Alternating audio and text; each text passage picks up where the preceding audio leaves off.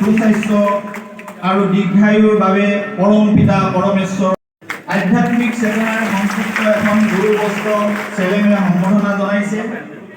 অসমীয়া জাতিৰ সাংস্কৃতিক স্বাভিমান এখন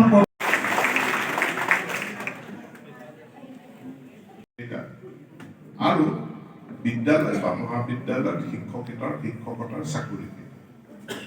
কিন্তু এনে চাকৰিৰ সংখ্যা যদি আমি চাওঁ, অসমত চৰকাৰী খণ্ডত আমাৰ চৰকাৰী চাকৰিয়ালৰ সংখ্যা ঠিকাভিত্তিক সকলোকে ধৰিলে আমাৰ 5 লাখ। কিন্তু আমাৰ প্ৰতি বছৰে মেট্ৰিক পৰীক্ষাই দিয়ে 4 লাখ, হায়াৰ ছেকেণ্ডেৰী পাছ কৰে 3.5 লাখ, কিন্তু সৰ্বমুঠ চাকৰি ওলাই মানে চাকৰি আছে আমাৰ 5 লাখ।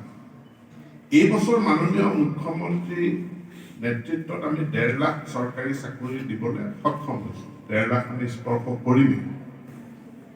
কিন্তু এই 1.5 লাখৰ পাছত আমাৰ সেচুৰেশ্যন হৈ যাব বা সংপৃক্ত হৈ যাব, অৰ্থাৎ আমাৰ যিমান খালী পদ আছিল চব পূৰণ হৈ যাব। তাৰ পাছত বছৰি যিমানখিনি ভেকেঞ্চি ওলাব, যিমান অৱসৰ গ্ৰহণ কৰিব, তাৰ বিপৰীতেহে নিযুক্তি হ'ব। শিক্ষা বিভাগত প্ৰায় 11,000 পৰা 12,000 লোক প্ৰত্যেক বছৰে তেওঁলোকে অৱসৰ গ্ৰহণ কৰে। সেইখিনি চাকৰি ওলাব। বাকী অন্যান্য বিভাগবিলাকত আৰু 15,000 অৱসৰ গ্ৰহণ কৰিব, 15,000 নতুন চাকৰি, তাৰ পাছত চাকৰি নাই।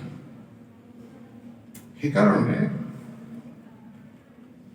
ৰাষ্ট্ৰীয় শিক্ষা নীতিত আটাইতকৈ টুকুৰিয়াই কৈ থকা কথাটো হৈছে যে ছাত্ৰ ছাত্ৰীক ডিগ্ৰী প্ৰদানটো, ডিগ্ৰী বোলা চাৰ্টিফিকেট এখন, কাগজখনতকে তেওঁৰ গুৰুত্বপূৰ্ণ কথাটো হ'ল যে তেওঁলোকক নিয়োগযোগ্য কৰি গঢ়ি তোলা, এমপ্লয়েবল কৰা।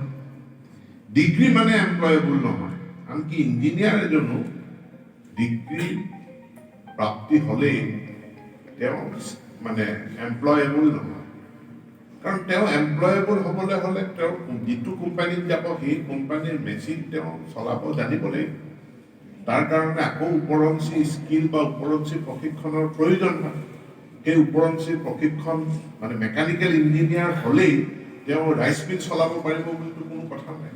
তেওঁতো ইঞ্জিনিয়াৰিং কোৰ্চত তাততো ৰাইচ মিল চলাবলৈ শিকা নাই। তেওঁ অট'মোবাইল মানে ইঞ্জিনিয়াৰিং ইনষ্টিটিউট এটা চলাব পাৰিব বুলি কোনো কথা নাই। তেখেতক ওপৰঞ্চি শিক্ষাৰ প্ৰয়োজন।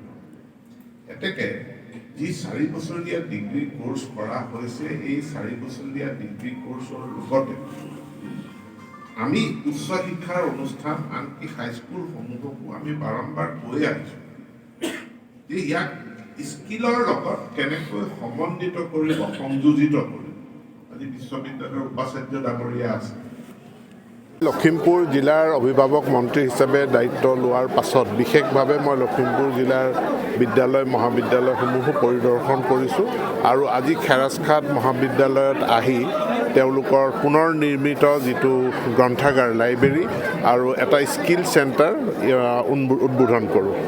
আৰু যথেষ্ট সংখ্যক ছাত্ৰ ছাত্ৰী, যিহেতু ৰিলেটিভলি তুলনামূলকভাৱে নতুন মহাবিদ্যালয় হিচাপে যথেষ্ট ছাত্ৰ ছাত্ৰী আৰু তেওঁলোকে ভালেই উন্নতি সাধন কৰিছে। আন্তঃগাঁথনিৰ সমস্যা আছে। লগতে মই আজি পৰামৰ্শ দিছোঁ, এই মহাবিদ্যালয়খনৰ মাটি খুব কম, মানে তেওঁলোকৰ মূল কেম্পাছত মাত্ৰ 4 বিঘা মাটি। গতিকে ইয়াৰ মাটিৰ পৰিসৰটো আমি বঢ়াব লাগিব। আমি চৰকাৰৰ ফালৰ পৰাও চাওঁ কেনেধৰণে, মই জিলা ডিচিকো কৈ যাম যে মাটি আৰু অলপ লাগিব। নিয়মমতে পৰীক্ষা হ'ব।